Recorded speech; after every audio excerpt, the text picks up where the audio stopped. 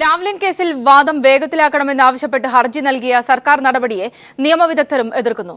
രാഷ്ട്രീയ നീക്കത്തിന് സർക്കാർ കോടതിയെ ഉപയോഗിക്കുകയാണെന്ന് നിയമവിദഗ്ധർ ചൂണ്ടിക്കാട്ടി. SNC ലാവ്ലിൻ കേസിൽ കക്ഷിയല്ലാത്ത സംസ്ഥാന സർക്കാർ കേസിൽ വാദം വേഗത്തിലാക്കണമെന്നാവശ്യപ്പെട്ട് ഹൈക്കോടതിയെ സമീപിച്ചതിനെയാണ് നിയമവിദഗ്ധർ എതിർക്കുന്നത്.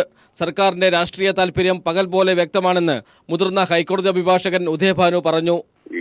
കൊണ്ടിരിക്കുന്ന നായർക്ക് പെട്ടെന്നൊരു ഉൾവിളി ഉണ്ടായി എന്ന് പറയുന്നത് പോലെ തന്നെ സംസ്ഥാന സർക്കാരിന്റെ ചില പ്രതിനിധികൾക്കെങ്കിലും ഈ കേസ് ഉടനടി കേൾപ്പിക്കണം എന്ന താല്പര്യം വന്നതിന് പിന്നിൽ നിയമപരമായി ഈ കേസ് തീർപ്പാക്കണം എന്ന ലക്ഷ്യം അല്ല എന്ന് രാഷ്ട്രീയമായിട്ടുള്ള കാര്യങ്ങളാണ് എന്നത് ആർക്കും പകൽ പോലെ വ്യക്തമായിട്ട് മനസ്സിലാക്കുന്നതാണ്.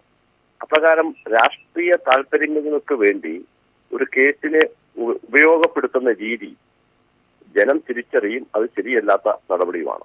സർക്കാരിന്റെ നിലപാടിൽ ദുരുദ്ദേശമുണ്ടെന്ന് പറയേണ്ടി വരുമെന്ന് സെബാസ്റ്റ്യൻ പോളും വ്യക്തമാക്കി. ഇപ്പോൾ അത് അടിയന്തരമായി കേൾക്കണം എന്നാവശ്യപ്പെട്ടുകൊണ്ട് സംസ്ഥാന സർക്കാർ എന്തിന് കോടതിയെ സമീപിക്കണം?